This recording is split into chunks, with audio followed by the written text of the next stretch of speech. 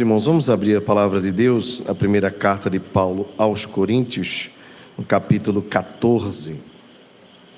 Primeira carta de Paulo aos Coríntios, capítulo 14.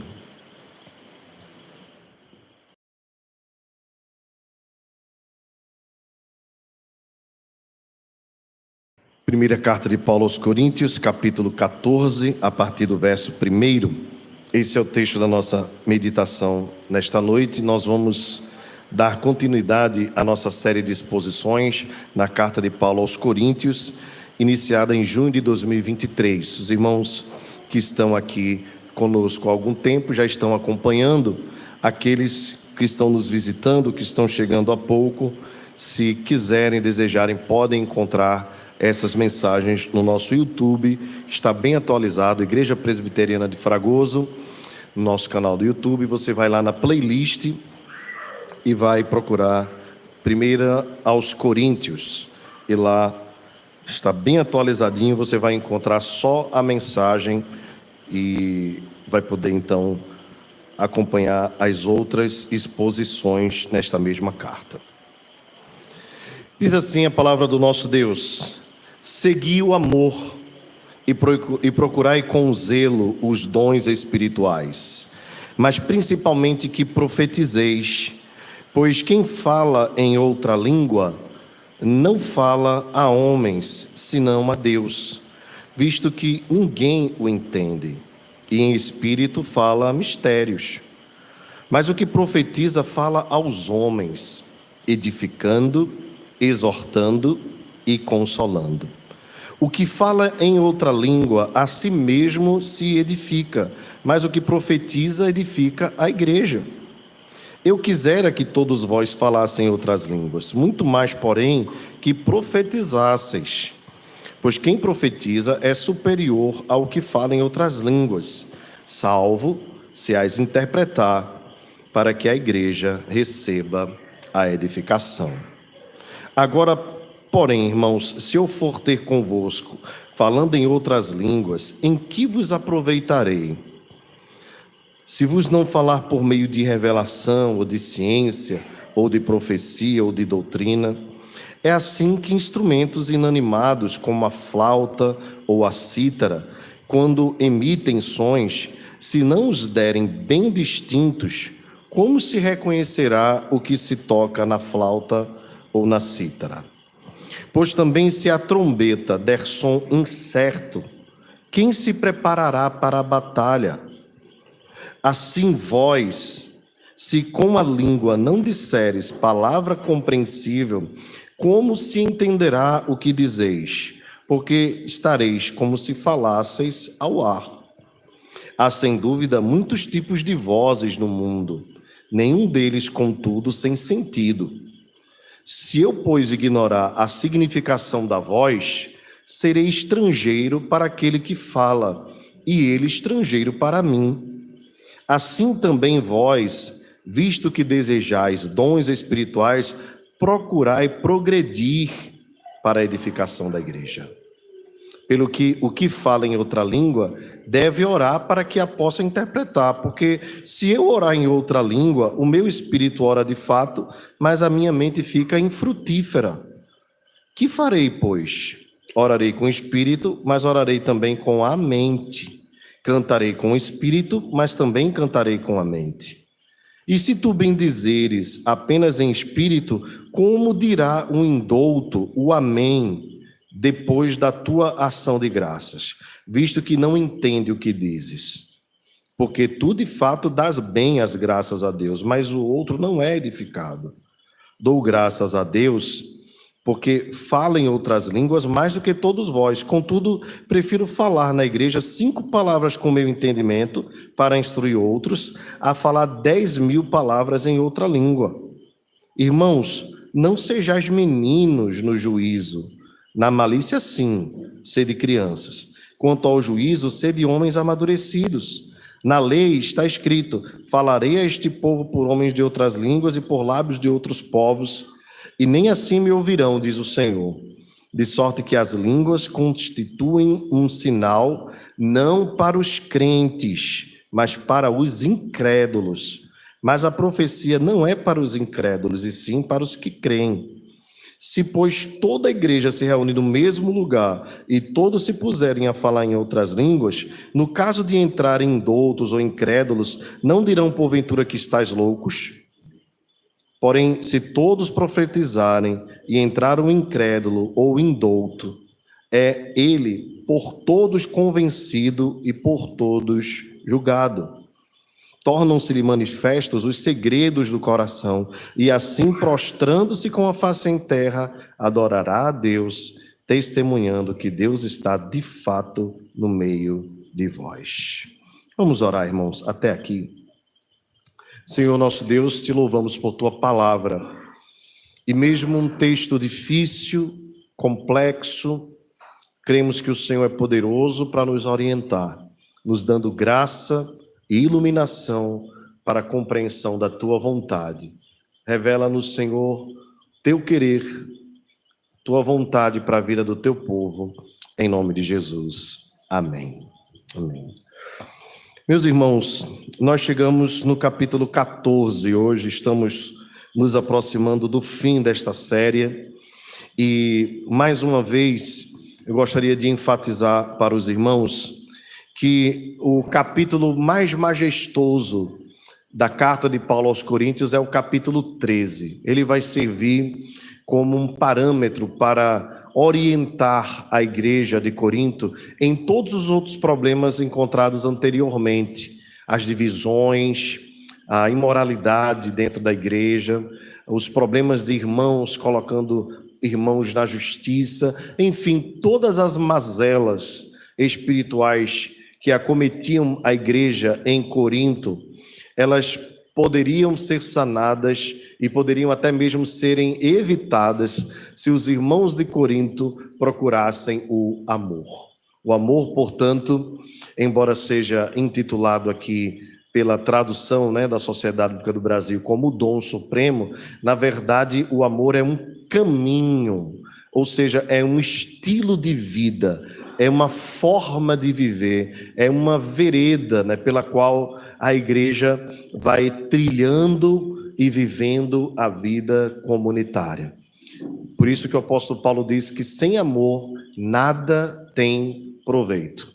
Desta sorte, então, o que estava acontecendo na igreja de Corinto, segundo o apóstolo Paulo, é porque os irmãos decidiram caminhar pelo caminho do egoísmo e não do amor, pelo caminho de buscar os holofotes e não buscar a humildade, e assim a igreja fazia, até mesmo nos momentos que seriam momentos muito propícios para a bênção, como a ceia do Senhor, o exercício dos dons, estava servindo como um meio de maldição para a vida deles, porque ao invés de se reunirem para melhor, diz o apóstolo Paulo, vocês se reúnem para pior, porque faltava amor.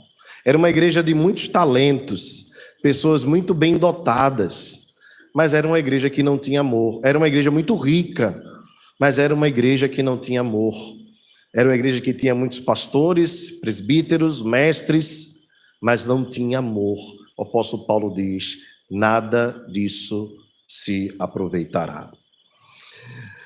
Numa dessas lutas que a igreja enfrentava, ou uma dessas lutas que a igreja enfrentava, era o exercício dos dons, porque os irmãos devem lembrar que nos capítulos anteriores o apóstolo Paulo chamou a atenção da igreja para os dons voltados à pregação da palavra, ao ensino da palavra.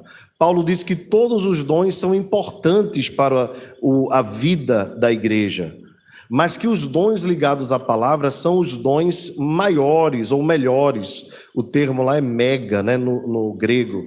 A ideia de os dons mais importantes. Não são pessoas mais importantes, mas dons que Deus concedeu que são mais importantes, porque são esses dons, a pregação, o ensino, que orientam a igreja no exercício dos outros dons. Portanto, esses dons da palavra, apóstolos, profetas, evangelistas, pastores, mestres, segundo o apóstolo Paulo também orientou na carta aos Efésios, são os dons basilares, fundamentais.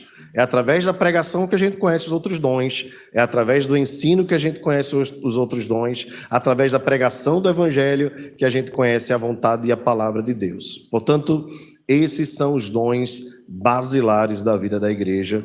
E o que acontecia em Corinto era que as pessoas estavam deixando os dons fundamentais, basilares, os dons ligados à palavra, por novas revelações e por coisas misteriosas que eles mesmos não entendiam, mas que consideravam importantes porque era algo misterioso.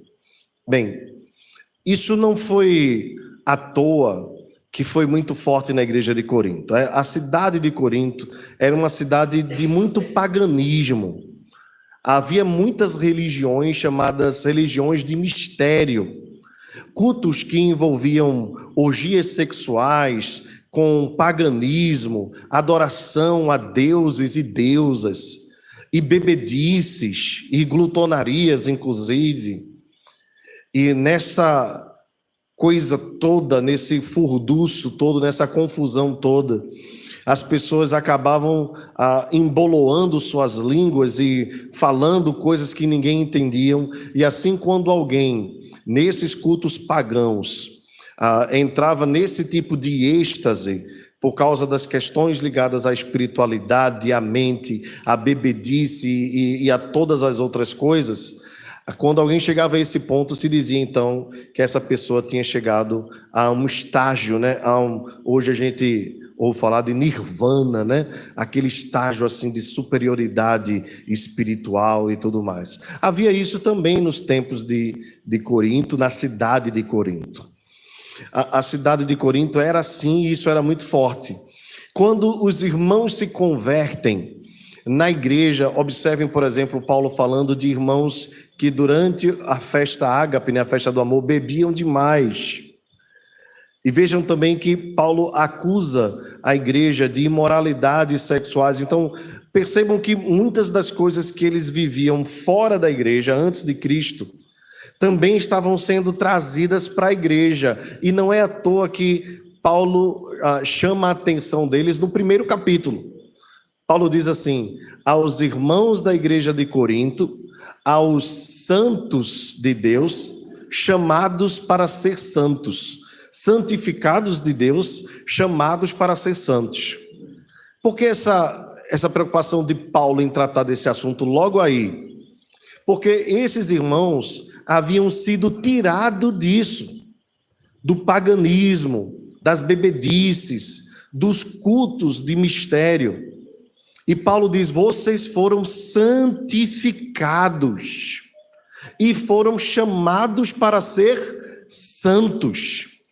Santificado é uma ação passiva, ou seja, nós fomos tirados por Deus de tudo aquilo que nos envolvia anteriormente como paganismo, para vivermos uma vida santa. É como um objeto que é consagrado a Deus. Nós fomos consagrados a Deus e também fomos chamados para voltarmos para este mundo com a missão de sermos aqueles que vivem uma vida santa num mundo hostil a Deus. Então, chamados para ser santos, nós estamos na voz passiva.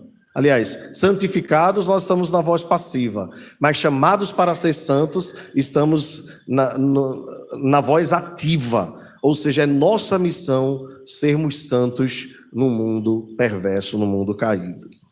Mas, infelizmente, na igreja de Corinto, muitas das coisas que eram do mundo entraram também na vida da igreja, e não foi diferente no culto, ao ponto dos irmãos trocarem as prioridades. Então, observem esses pontos que eu citei aqui. A importância da profecia, no caso da pregação da palavra aqui, das revelações vindas de Deus no culto, e as línguas tomando a prioridade no culto ao invés da pregação e do ensino da palavra. As religiões pagãs de mistério e uma igreja extremamente problemática. Certamente a igreja que mais deu dor de cabeça ao apóstolo Paulo foi a igreja de Corinto. É nesse contexto todo que a gente acaba encontrando esse problema apenas aqui. Não houve este problema relacionado às línguas e ao mau uso dos dons nas outras igrejas. Nós não temos registro disso, nem registro bíblico, nem registro histórico. Mas aqui em Corinto a coisa estava acontecendo de forma totalmente atropelada. O que possivelmente estava acontecendo aqui, irmãos, é que os irmãos de Corinto estavam buscando imitar o fenômeno que aconteceu no livro de Atos. E para isso nós precisamos lembrar um pouco do que aconteceu lá em Atos dos Apóstolos. E para isso nós precisamos voltar um pouquinho até mesmo ao Antigo Testamento. Irmãos, observem que Deus se fez utilizar de um povo, o povo de Israel. Este povo tinha uma missão. Deus disse para Israel: dispõe-te e resplandece, para que as nações venham diante de ti. Isso significa que Deus escolheu Israel e as nações olhariam para a nação de Israel e viriam até Deus através do seu povo. Mas esse momento seria por um tempo, porque o próprio Israel rejeitaria ao Senhor. E Deus já havia falado a respeito disso. Então Deus expandiria a sua missão para outros povos. Isso foi profetizado pelo profeta Joel. O profeta Joel diz: haverá um tempo nos últimos dias que eu derramarei do meu espírito sobre toda a carne. Joel, capítulo 2. Quando, irmãos, Jesus foi assunto aos céus, ele chamou os seus discípulos e disse para eles: fiquem em Jerusalém, até que do alto vocês sejam revestidos de poder. Observem, irmãos, que os apóstolos já tinham o Espírito Santo, pois pelo Espírito Santo haviam já crido em Jesus como Senhor e Salvador de suas vidas. Mas agora eles receberiam um poder, uma capacitação especial. Os discípulos perguntaram: Senhor, até quando? Quando será que tu vais restaurar o reino a Israel? E Jesus disse para eles: não vos compete conhecer tempos ou épocas que o Pai reservou pela sua exclusiva autoridade, mas recebereis poder ao descer sobre vós o Espírito Santo, e sereis minhas testemunhas tanto em Jerusalém, como na Judeia, em Samaria e até aos confins da terra. Atos capítulo 1, verso 8. A Bíblia nos diz que os discípulos permaneceram lá, os apóstolos, junto com as mulheres, inclusive Maria, mãe de Jesus. Reunidos eles e orando, buscando ao Senhor. Atos capítulo 2, a festa de Pentecostes. O que acontece, irmãos, em Atos capítulo 2? A festa de Pentecostes, como diz o próprio nome, Penta, vem de 5, acontecia 50 dias depois da colheita. Era quando os judeus se reuniam para adorar a Deus, festejando pela colheita. Havia então gente dispersa, judeus dispersos pelo mundo. Os judeus haviam vivido várias dispersões, e quando eram as festas principais, Páscoa, Pentecostes e Tabernáculos, esses judeus que estavam espalhados pelo mundo, e até pessoas que não eram judias de nascimento, mas que haviam crido no judaísmo, iam para Jerusalém para celebrar esta festa de Pentecostes. Era uma festa com muita comida, com muita alegria, era a festa da colheita, era a celebração do povo de Israel. Deus escolheu este dia, o dia da festa, para cumprir o que ele havia prometido em Joel capítulo 2. Ora, Jesus já havia cumprido seu ministério, já havia sido morto, já havia ressuscitado, já havia sido assunto aos céus, e disse para que os discípulos ficassem em Jerusalém para que fossem revestidos de poder. Estando eles reunidos no dia de Pentecostes, nos dizem as Escrituras em Atos capítulo 2, que línguas como de fogo desceram sobre eles, e eles começaram a falar em outras línguas, não línguas estranhas, você não vai encontrar na Escritura esse termo, em outras línguas, as grandezas de Deus. Quem estava reunido ao redor deles? Se você abrir a sua Bíblia, der uma caminhadinha comigo, rapidamente em Atos capítulo 2, você vai encontrar a lista dos povos que estavam ali reunidos. O texto nos diz, no verso 9 do capítulo 2 de Atos, no verso 8 eles dizem assim: e como os ouvimos falar, cada um em nossa própria língua materna. Os apóstolos eram judeus, e a grande maioria era galileus. Os galileus era como se fosse um povo mais simples que tinha. Eles não tinham conhecimento linguístico, mas aqui houve um milagre, quando o Espírito desceu sobre eles, em forma de língua, línguas como de fogo, né? Eles então começaram a falar, e cada um que estava ali ouvia na sua própria língua materna. Observe então, irmãos, desde este ponto aqui, que não acontece fenômeno de língua estranha. Eles identificam que é língua materna de cada um destes povos. Quem são estes povos?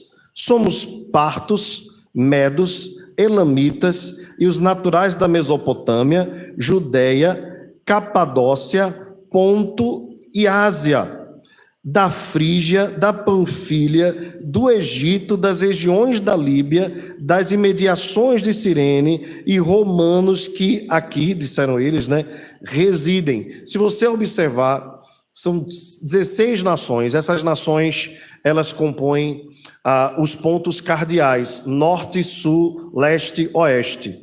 Em outras palavras, esses povos representavam ali gente de todas as nações conhecidas da época. É como se Deus tivesse trazido gente dos 4 pontos, norte, sul, leste, oeste, para aquele dia, para aquela festa, para que eles pudessem ouvir as maravilhas, as grandezas de Deus na sua própria língua. Observe que eles dizem assim: tanto judeus naturais, como prosélitos, que são aqueles que se converteram ao judaísmo, cretenses e arábios. E veja o que eles dizem: como os ouvimos falar em nossas próprias línguas as grandezas de Deus. Você ouviu aqui língua estranha? Não. Em nossa própria língua, as grandezas de Deus. Eles identificam o que está sendo falado. Então não há língua estranha. Não há labachúria, não há nada desse tipo. Nada. Línguas que as pessoas conseguiam entender. Nós temos aqui 4 grupos, né, de cadeiras. É como se cada uma aqui fosse um grupo diferente. E entre as 4, houvessem aqui 4 povos diferentes em cada quarteirão deste aqui. E eu estivesse falando num bom português nordestino, e olha que vocês são bem misturadinhos aqui. Tem gente branca, gente preta, gente amarela.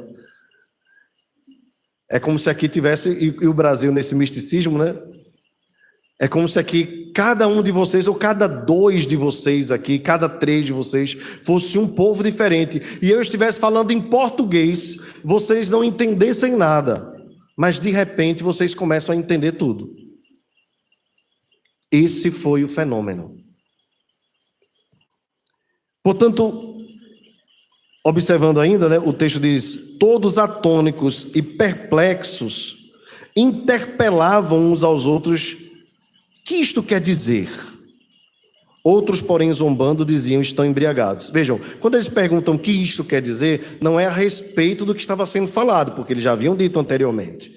O que eles estão dizendo é: o que significa isso que está acontecendo?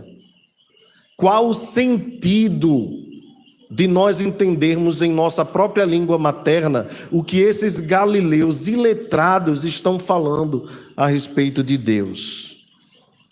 Então é quando Pedro se levanta e diz que esses homens não estão embriagados, sendo esta a 3ª hora do dia, era ainda muito cedo da manhã. Mas o que ocorre, verso 16, é o que foi dito por intermédio do profeta Joel, aquele que eu citei anteriormente. E a profecia é: e acontecerá nos últimos dias, diz o Senhor, que derramarei do meu espírito sobre toda carne. Ou seja, se Deus na antiga aliança utilizou a nação de Israel, agora Deus está abrindo as fronteiras, não há mais limite geográfico. Deus agora irá alcançar todo o mundo através dos seus apóstolos e da sua igreja. E depois da explicação de Pedro, Pedro faz uma exegese praticamente do livro do profeta Joel, da profecia de Joel, capítulo 2, versos de 28 a 32. Então ele começa a explicar e falar a respeito de Jesus, e a partir dali muitos creem e são batizados. Vejam, irmãos, o que é que está intrinsecamente ligado ao fenômeno das línguas aqui em Atos capítulo 2? A pregação do Evangelho. A pregação do Evangelho e conversão de muitas vidas. Veja que isso não tem absolutamente nada a ver com o que estava acontecendo na igreja de Corinto.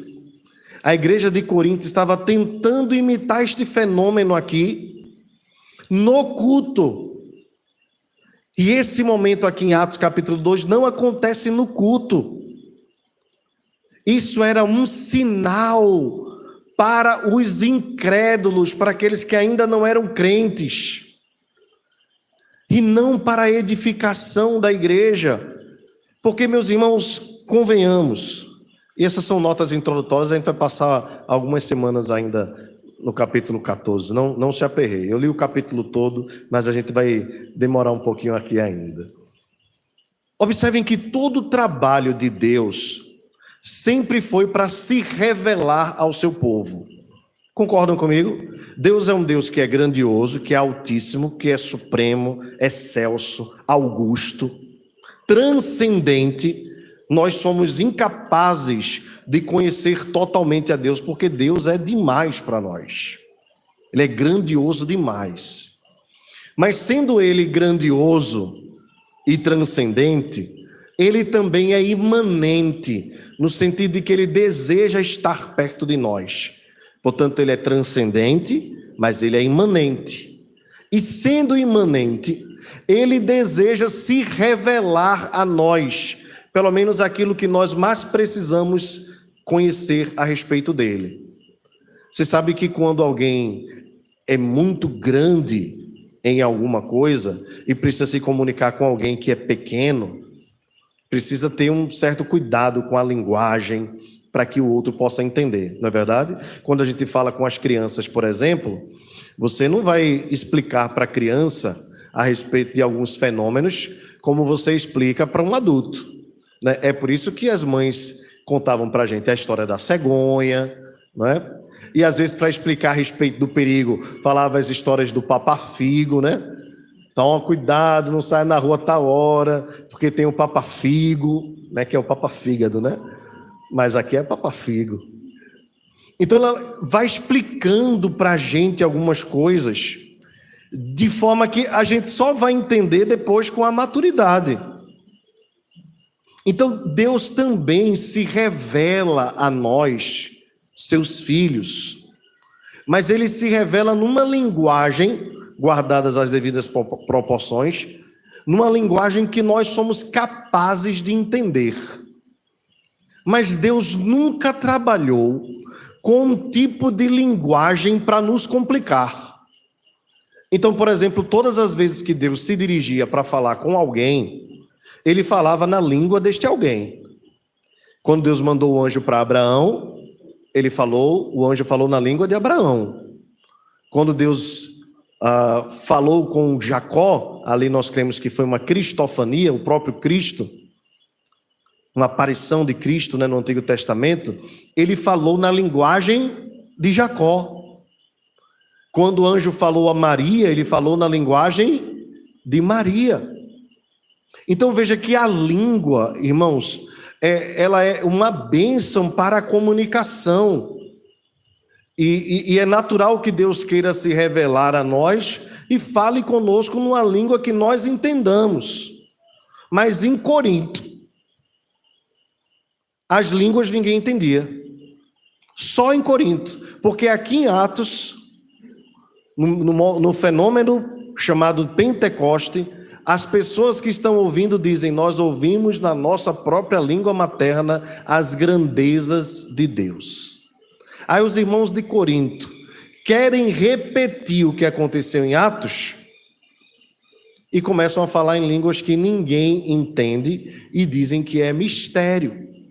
E isso fazia com que as pessoas que repetissem esse movimento, esse tipo de prática, ganhasse proeminência na igreja, ao ponto de que alguém, quando ia pregar, a irmã se levantava e dizia tais e tais palavras numa língua que ninguém entendia, e todo mundo se virava para a irmã, para ouvir o que a irmã estava falando, ainda que não houvesse ninguém que interpretasse e que ninguém entendesse nada, e ainda mais, no final de tudo isso, as pessoas diziam amém. Então, irmãos, veja que a coisa estava bagunçada no culto da igreja de Corinto, semelhante à bagunça do movimento pentecostal. Semelhante, sem colocar nem tirar nada. Nós sabemos bem o que acontece nessas igrejas, e quanto mais esquisito, mais proeminência se ganha na vida e no culto destas igrejas. Repetindo o que aconteceu em Corinto. Não tem base bíblica, nós vamos provando aqui aos poucos. Não tem base histórica, porque você vai pegar desde o livro de Atos, você vai pegar toda a história da igreja medieval, a patrística, você não vai encontrar isso, a não ser um movimento chamado montanista, de pessoas esquisitas que se afastavam de tudo e de todos, que viviam em êxtases e mais êxtases, um movimento que foi considerado herege pela igreja dos primeiros séculos. Aí vem todo o período medieval, 1500 anos de história praticamente, e isso não se repete. As pessoas falavam na linguagem dos outros, a não ser no romanismo, que no culto se pregava em latim e todo mundo sem entender no final dizia amém. O que foi combatido pelos reformadores, que buscaram traduzir a Bíblia na linguagem que as pessoas podiam entender. E voltando ao simples culto dos primeiros séculos, não considerando nenhuma língua como se fosse uma língua sacra, como os romanistas acreditavam que assim era com o latim, os reformadores deram ênfase às pessoas ouvirem as mensagens em sua própria língua. Então o desafio, na verdade, era fazer Deus conhecido nas línguas de pessoas que não tinham ouvido a respeito do Evangelho em sua própria linguagem. Só entendiam no final, em nome de Pátria, de Filho e de Espírito Santo, e diziam, amém, pronto. E aí John Wycliffe se levanta, a estrela da alva da reforma, John Hus se levanta, e por fim Lutero se levanta traduzindo a Bíblia para o alemão, no mesmo período em que Gutenberg criou a imprensa, e a Bíblia começou a alcançar as mãos das pessoas, e até hoje o grande trabalho que nós temos para alcançar outras nações com a mensagem do Evangelho é traduzir a palavra de Deus na linguagem que elas possam entender. Agora vem um movimento pentecostal e destrói tudo que a gente constrói, porque no culto onde a Bíblia é traduzida para a língua do povo, eles preferem falar uma língua que ninguém entende. Um movimento que nasceu 100 anos para cá, acredita que recebeu uma nova virtude do Espírito, não para revelar o que Deus quer falar, mas para velar o que já foi revelado. E meus irmãos, nós não somos dos que velam, nós somos da revelação da Escritura. A Bíblia é que tem voz, a Bíblia é quem fala ao nosso coração. A Bíblia é na nossa própria língua, para a nossa compreensão, para o nosso entendimento, para que nós possamos conhecer mais de Deus e, ouvindo as grandezas de Deus na nossa própria língua, nós possamos dar glórias a Deus e dizer amém. Os irmãos sabem dos desafios que nós temos aqui, até mesmo na nossa língua portuguesa. Semana passada nós cantamos o hino de número 63, que começa dizendo: se da vida as vagas procelosas são. E antes de começar o hino, eu traduzi para os irmãos, numa linguagem mais informal, o que é as vagas procelosas, né? Bill chamou de brucelose, depois disse que tinha um tipo de vaca chamada brucelose, por isso que ele juntou as duas coisas. Mas, veja, o nosso desafio, vejam irmãos, é podermos compreender o que nós estamos cantando. Até mesmo quando nós lemos as Escrituras, tem termos que nós não conhecemos.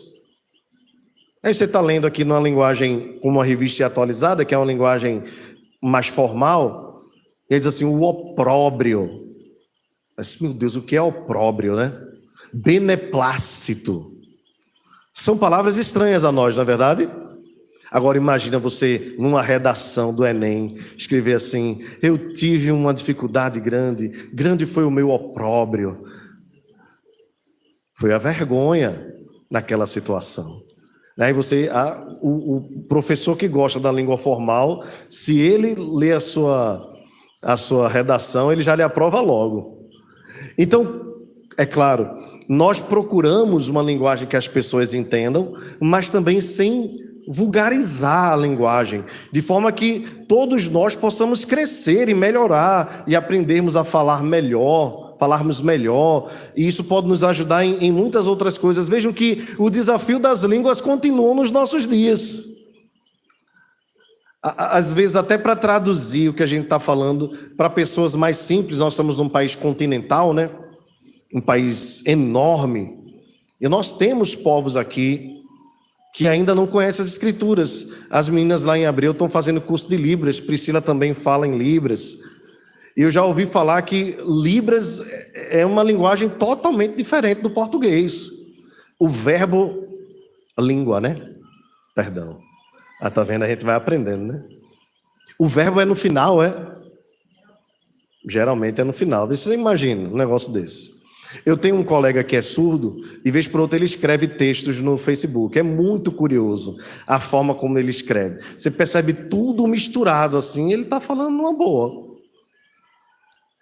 Aí quem não conhece, né, precisa ter uma paciênciazinha para entender o que ele está falando. Vejam, irmãos, e aí a gente faz curso de Libras nas igrejas, para que as pessoas entendam o que está sendo falado. Agora, como é que você traduz línguas estranhas em Libras? Eu não consigo entender. Como é que alguém tem essa capacidade? Aí é com vocês, das Libras, né? Como é reteté em língua estranha? Eu não consigo entender, né? Labachúria, eu não consigo. Como vocês, aí é problema de vocês aí, viu? Priscila, reteté assim, é? É mentira de antes. Bem, irmãos, brincadeiras à parte, né? E embora brincadeira, como diz o nosso filósofo Cardoso, né? É brincando, mas é sério. É algo totalmente fora da normalidade, do critério, da lógica, do bom senso. Deus deseja falar para nós entendermos, para nós podermos dizer amém, para nós podermos glorificar, para nós podermos entender e seguir a direção. Porque a Bíblia é a nossa bússola. Imagina você ter, ao invés de ter a bússola, você ter algo que você não entende. Bem, o que eu gostaria de enfatizar para os irmãos, eu não vou continuar muito, a gente vai encerrar, é que Paulo diz assim, seguir o amor. Aqui eu queria enfatizar essa palavra de Paulo que eu acho muito interessante. Paulo vai vai dar uma lapada na igreja, no capítulo 14. Mas Paulo diz que é com amor, e os irmãos sabiam disso, do caráter pastoral de Paulo. E Paulo diz: procurai com zelo os dons espirituais, mas principalmente que profetizeis. Lembrem que a Bíblia ainda não estava fechada, o cânon, né, a régua das Escrituras. Todos os livros da Bíblia, o Novo Testamento, né, ainda não estavam fechados. Então, as profecias continuavam em Corinto. Então, a partir daqui, Paulo vai começar a orientar a igreja.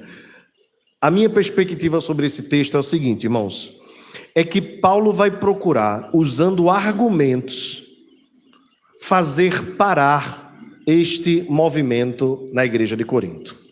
Só que Paulo não diz assim: parem com isso, porque se Paulo fizesse, ele racharia a igreja. A igreja não iria compreender, porque aquilo já estava arraigado. Você imagina um líder desses movimentos pentecostais hoje chegar na igreja, no culto, e dizer assim: isto não é bíblico. Você imaginou o que aconteceria numa igreja dessa? Racharia, né? Paulo não faz assim. Com a sabedoria de Deus e com o coração pastoral, Paulo vai colocando normativas, orientando, ao ponto de que a extinção deste movimento dentro do culto se acabasse. E de fato acabou. Paulo não precisa mais tratar desse assunto. E eu quero mostrar para os irmãos, a partir da próxima semana, como Paulo vai tratando argumento por argumento. São cerca de 11 argumentos que Paulo vai utilizar para desmotivar pastoralmente esta prática na vida da igreja. Vejam, irmãos, que aqui mais uma vez eu chamo a atenção para o caráter pastoral do apóstolo Paulo. Era uma igreja que ele plantou, uma igreja que ele amava, que ele tinha muito carinho. Paulo não queria que a igreja rachasse. Paulo não queria que os irmãos decepcionados com a verdade, porque a verdade causa desilusão e é boa porque sai da ilusão. Paulo não queria que os irmãos se dispersassem. Então ele vai usando 11 argumentos, colocando inclusive formas em que deveria ser feita, que nunca aconteceu, nunca acontece, que haja intérprete e tal. Você nunca vai ver isso. Inclusive hoje, e nem acontecia na igreja de Corinto. De sorte que ele vai motivando a isto desaparecer da vida da igreja. E aqui eu chamo a atenção porque Paulo está sendo ele mesmo exemplo de amor. Paulo não chega na igreja de Corinto e diz: isso é de demônio, porque não era coisa de demônio. Paulo não chega dizendo: parem agora com isso. Às vezes, pastores, teólogos são intransigentes. E a gente precisa falar a verdade sim, mas a verdade com amor. Paulo não poderia usar outro caminho, pois ele mesmo tinha ensinado a respeito do amor. E agora, com amor, ele vai exortando, orientando, instruindo a igreja. E esse fenômeno, esse movimento, acaba de uma vez por todas. Lembra os irmãos, Atos capítulo 2, o que aconteceu? Vai se repetir em Samaria, porque o apóstolo Paulo disse que o evangelho deveria ser pregado em Samaria. Nós não vemos apenas a descida do Espírito lá, não fala exatamente de línguas. Nós vemos as línguas na casa de Cornélio, Atos capítulo 9 e 10. E os irmãos devem entender que é uma expansão do que aconteceu em Pentecostes, visto que Cornélio era um centurião, né, romano, era uma autoridade romana, mostrando Deus que ele desejava alcançar gente de todas as nações. E só vai se repetir esse fenômeno pela última vez em Atos capítulo 19, quando os discípulos de João são encontrados na cidade de Éfeso. Lá, Paulo pergunta: vocês já ouviram falar a respeito do Espírito Santo? Eles pregavam, irmãos. Vejam, é curioso porque quando João foi preso, os seus discípulos se dispersaram. Esses não viram parte do ministério de Jesus, principalmente a parte final do ministério de Jesus, e esses também não viram a morte de Jesus, sua ressurreição, nem mesmo estavam em Jerusalém quando aconteceu Atos capítulo 2. Estavam peregrinando, pregando ainda a mensagem do arrependimento de João. João já havia morrido há muito tempo. Então Paulo pergunta: em que vocês batizam? Nós fazemos no batismo de João. E Paulo diz: vocês não ouviram falar a respeito do Espírito Santo? Ele diz: nós nem sabemos quem é. Paulo então impõe a mão sobre eles e eles falam em outras línguas, repetindo o fenômeno que aconteceu em Atos capítulo 2. Após isso encerra. Você vai ver todo o restante do livro de Atos, o evangelho sendo pregado, pessoas se convertendo, cultos acontecendo, e você não ouve mais falar em línguas. Não há mais. Cessaram. Simplesmente foi um fenômeno para o fundamento da igreja. Depois não tem mais nenhum sentido, nem prática na vida da igreja cristã. Eu convido vocês a ficarem de pé, nós encerrarmos orando. E peço que você em casa leia 1 Coríntios capítulo 14. Venha preparado para a próxima semana. Leia, anote, traga sua caneta, coloque suas dúvidas no papel. Traga aqui para a gente conversar, para a gente ouvir a palavra de Deus. Vamos orar. Senhor, muito obrigado por tua palavra. Muito obrigado porque ela é a revelação do Senhor para as nossas vidas. Muito obrigado, Senhor, pela vida de João Ferreira de Almeida, que traduziu a tua palavra para a nossa língua portuguesa, para nós brasileiros, para que nós pudéssemos ser edificados. Continua levantando tradutores de Bíblia, continua levantando pessoas que pregam a tua palavra na linguagem que as pessoas são capazes de ouvir. Faz isso, Deus, para que haja edificação, transformação, conversão, compreensão da tua mensagem, e que a glória seja dada ao teu nome sempre, e que nós possamos com convicção dizer amém ao final de cada palavra que glorifica o teu nome. Que seja assim, Senhor, nós te pedimos em nome do teu Filho Jesus. Amém.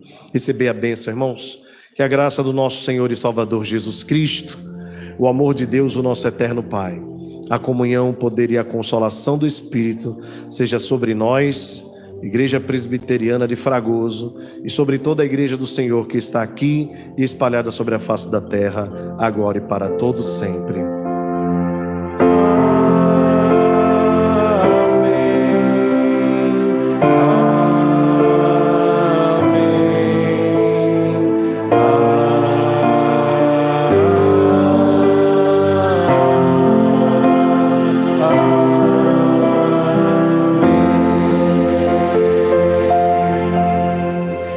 Podem sentar, queridos.